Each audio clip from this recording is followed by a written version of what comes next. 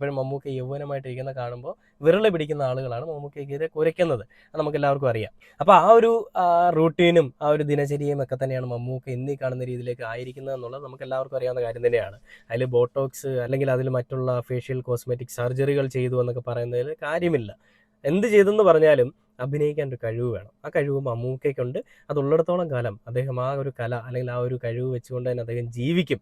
അത് കാണുമ്പോൾ കുരു പൊട്ടുന്ന വിരളി പിടിക്കുന്നവന്മാർ ഇനിയും കുരു പൊട്ടി വിരളി പിടിക്കാൻ പോകുന്നേ ഉള്ളൂ. ഈ യുഗം ഇവിടെ കൊണ്ടൊന്നും അവസാനിക്കുന്നില്ല. അദ്ദേഹം മരിക്കണമെന്നുണ്ടെങ്കിൽ അതിന് അദ്ദേഹം തന്നെ തീരുമാനിക്കണം. ഒരു സിനിമയിൽ മമ്മൂക്ക തന്നെ പറഞ്ഞ ഡയലോഗാണ്, ഞാൻ മരിക്കണമെന്ന് തീരുമാനിക്കുന്ന ഞാനല്ലേ കുഞ്ഞേ. അത് ഏത് സിനിമയിലാണെന്ന് ചോദിച്ചു കഴിഞ്ഞാൽ ഭീഷ്മപർവ്വം. അതിന് ഞാനാണ് തീരുമാനിക്കുന്നത്.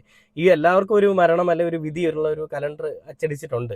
പക്ഷേ മമ്മൂക്ക എന്ന് പറയുന്നൊരു മനുഷ്യൻ്റെ പേരിൽ ആ ഒരു കലണ്ടർ ഇതുവരെയും ദൈവം അല്ലെങ്കിൽ മറ്റാരും അച്ചടിച്ചിട്ടില്ല. അത് അച്ചടിക്കണമെന്നുണ്ടെങ്കിൽ മമ്മൂക്ക തന്നെ തീരുമാനിക്കണം. എന്ന് വെച്ചാൽ ഈ ഒരു യുഗം ഇനിയും തുടരുമെന്ന് സാരം. അപ്പോൾ ആ ഒരു യുഗം കാണാൻ